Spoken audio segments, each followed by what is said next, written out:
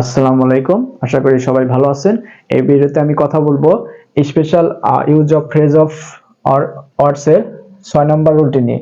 আর 6 নম্বর রুলটি হচ্ছে হোয়াট ইফ। আর হোয়াট ইফ এর বাংলা অর্থ হচ্ছে যদি এমনটি হয় তাহলে কি, এরকম একটা অর্থ দিবে। আর হোয়াট ইফ দ্বারা যে সেন্টেন্সটি গঠিত হবে, স্ট্রাকচারটা এমন হবে যে what if plus assertive sentence plus question mark বা প্রশ্নবোধক চিহ্ন। তাহলে অ্যাসার্টিভ সেন্টেন্সের শেষে যদি কোশ্চেন মার্ক বা প্রশ্নবোধক চিহ্ন থাকে তাহলে আমরা বুঝতে পারবো যে এরকম যে হোয়াট ইফ বসবে।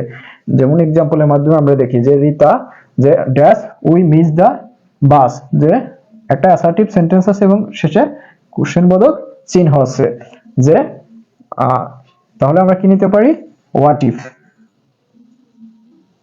হোয়াট ইফ, যে what if we miss the bus, যদি কেমন কেমন হবে যদি আমরা বাসটা মিস করি। যে Mita we will take a taxi then, Mita বললো যে আমরা তখন একটা ট্যাক্সি নেব। যে রিতা কি বললো যে what if we miss the bus, যদি আমরা বাসটা মিস করি তাহলে কি হবে। মিতা বললো উইল টেক আ ট্যাক্সি দেন, তখন আমরা একটা ট্যাক্সি নেব। আমরা আর একটা এক্সাম্পল দেখতে পাই যে I am in short of time, যে আমার সময় খুব অল্প। দ্য ট্রেন ইজ লেট, তাহলে এখানে আছে একটা অ্যাসার্টিভ সেন্টেন্স আছে এবং শেষে কোশ্চেন বোধক চিহ্ন আছে, তাহলে আমরা হোয়াট ইফ নিতে পারি। হোয়াট ইফ, যে আমার সময় অল্প, যদি ট্রেনটা দেরি করে তাহলে কি হবে, এরকম বোঝাতেছে। আশা করি বুঝতে পারছেন।